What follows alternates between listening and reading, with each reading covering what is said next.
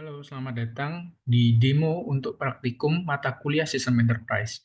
Jadi, pada mata kuliah Sistem Enterprise pada sebelumnya, itu kita praktikumnya menggunakan UDU dan juga SAP. Tapi untuk mata kuliah selanjutnya, pertemuan selanjutnya di semester depan, itu kita praktikumnya UDU digantikan dengan Midsuite.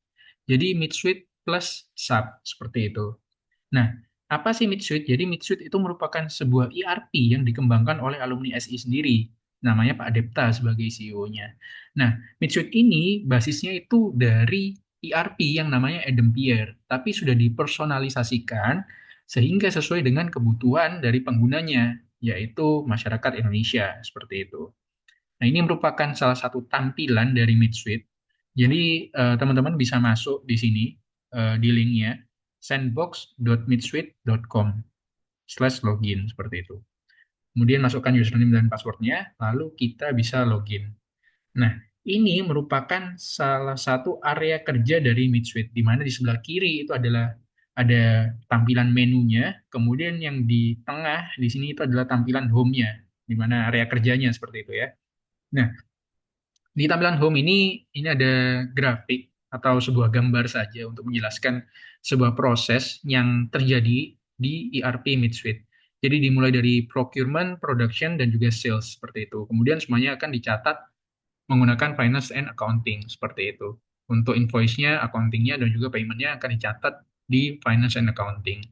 Contohnya misalkan di procurement seperti itu ya. Di procurement ini akan dimulai dari yang namanya pembuatan requisition. Kemudian dilanjutkan dengan TPB, diteruskan dengan purchase order dan material receipt. Apa sih TPB? TPB itu merupakan kepanjangannya adalah tempat penimbunan barang. Jadi di sini itu biasanya berkaitan dengan bisa di skip, soalnya ini berkaitan dengan ekspor impor.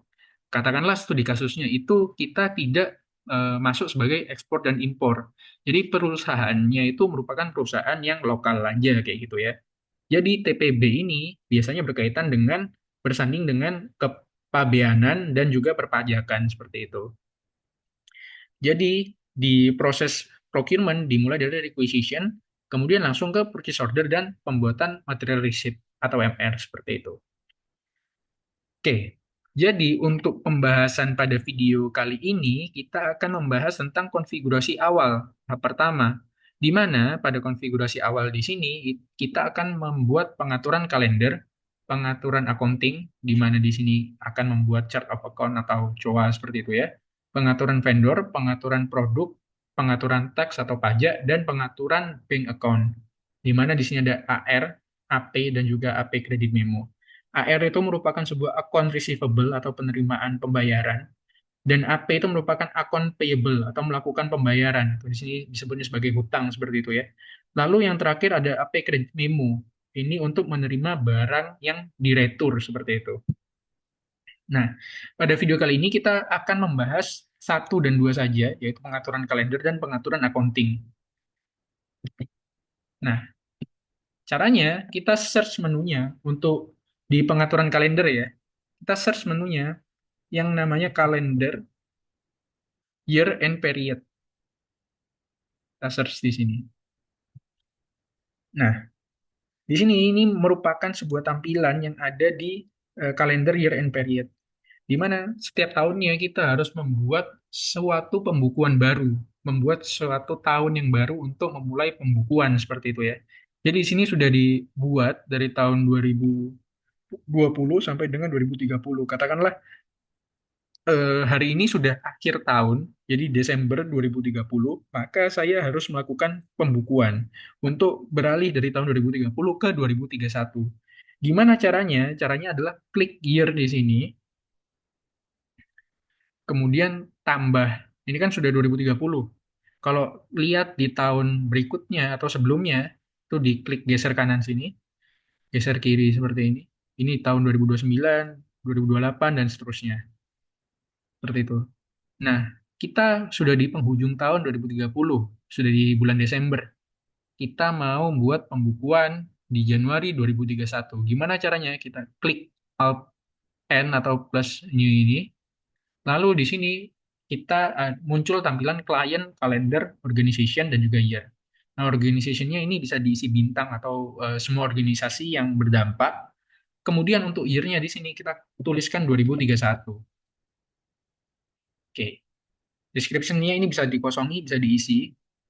Nah, ini untuk memudahkan untuk melacak siapa yang buat, ini saya buat 2031 ini yang buat saya. Gitu, seperti itu ya.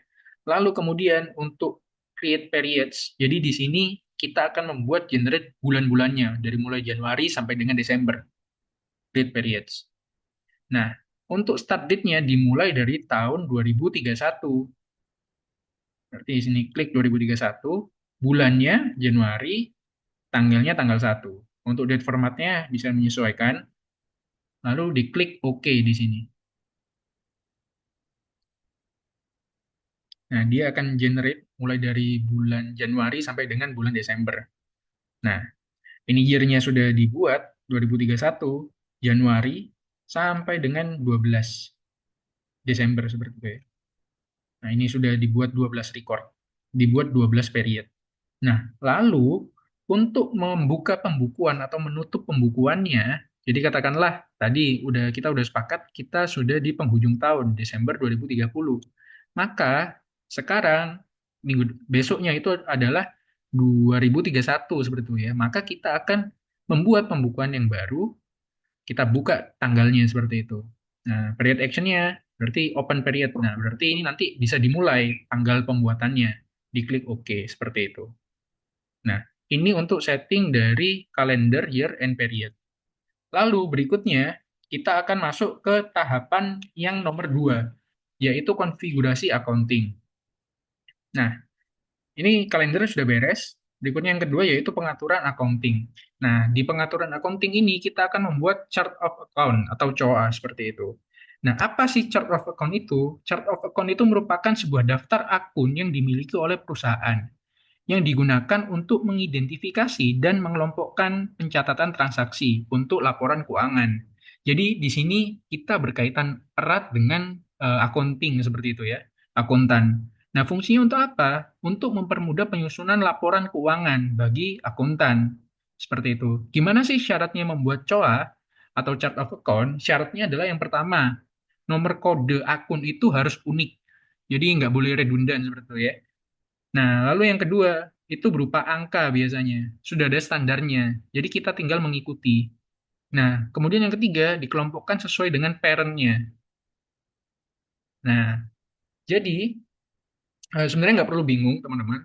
Soalnya di Midsuite itu sudah ada prefix-nya dari konfigurasi chart of account.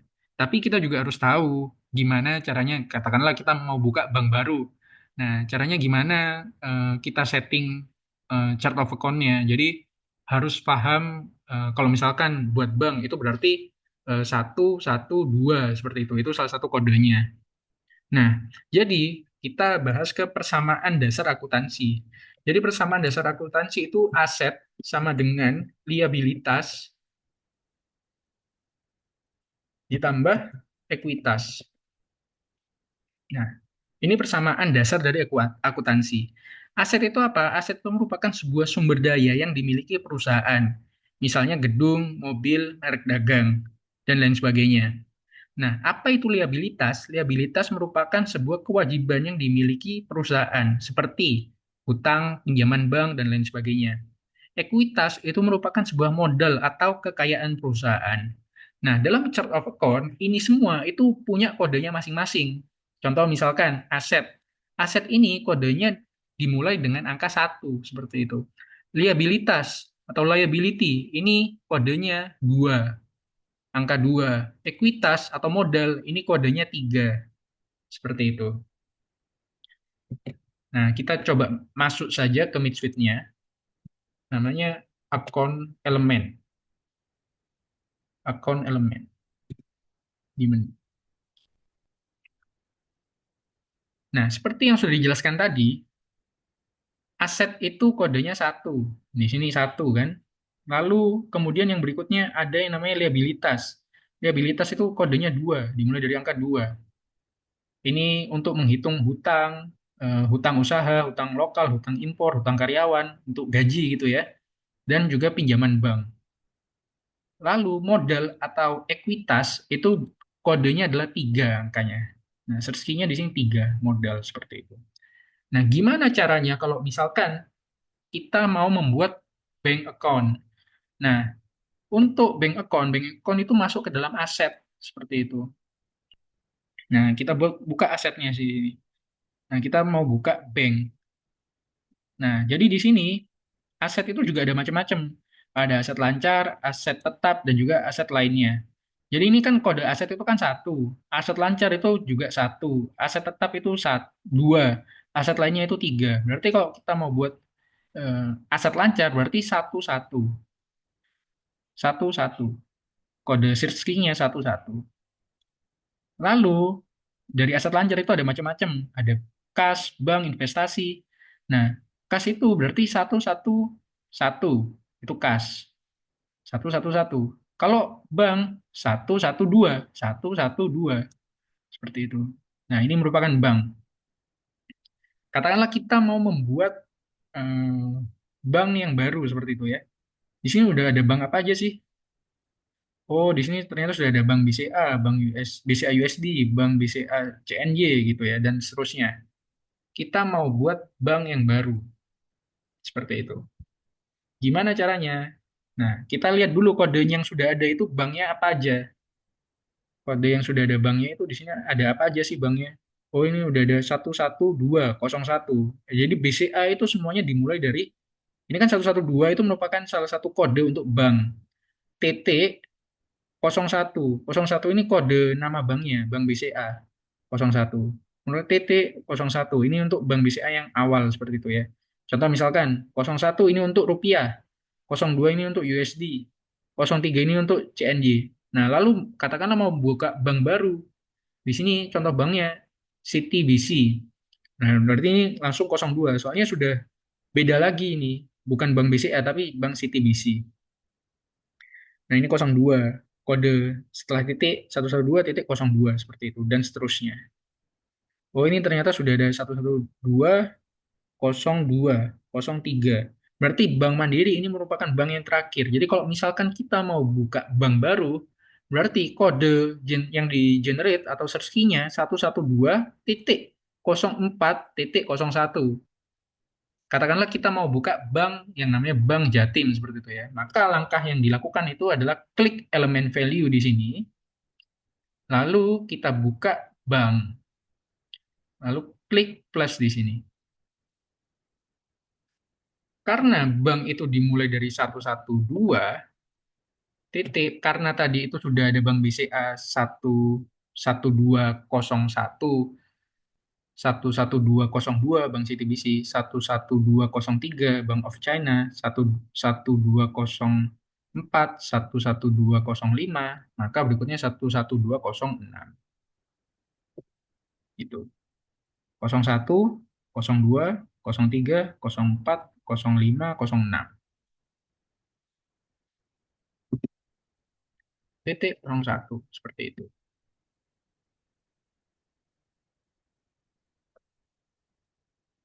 Lalu di sini kita masukkan namanya Bank Jatim. Deskripsinya juga Bank Jatim.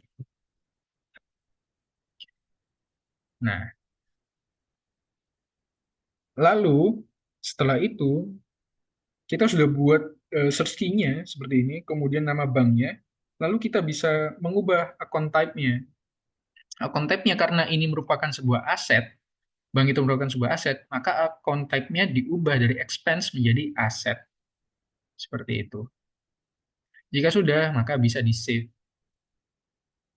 Nah, setelah sudah itu nanti akan muncul di bawah sendiri, di sini, lalu kita geser ke atas. Ini gesernya manual, disesuaikan dengan urutannya seperti itu ya. Setelah Bank Mandiri, seperti itu.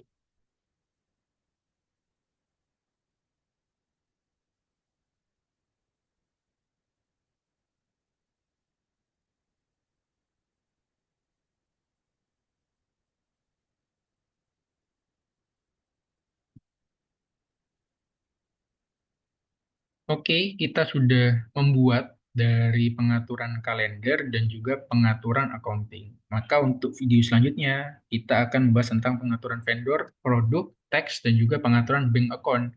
Jadi tadi itu cuma membuat banknya sendiri, tapi belum dibuat tipe banknya itu menggunakan currency apa, lalu dia akunnya itu sebagai akun payable atau bagaimana, itu nanti akan dibahas pada pengaturan bank account. Terima kasih.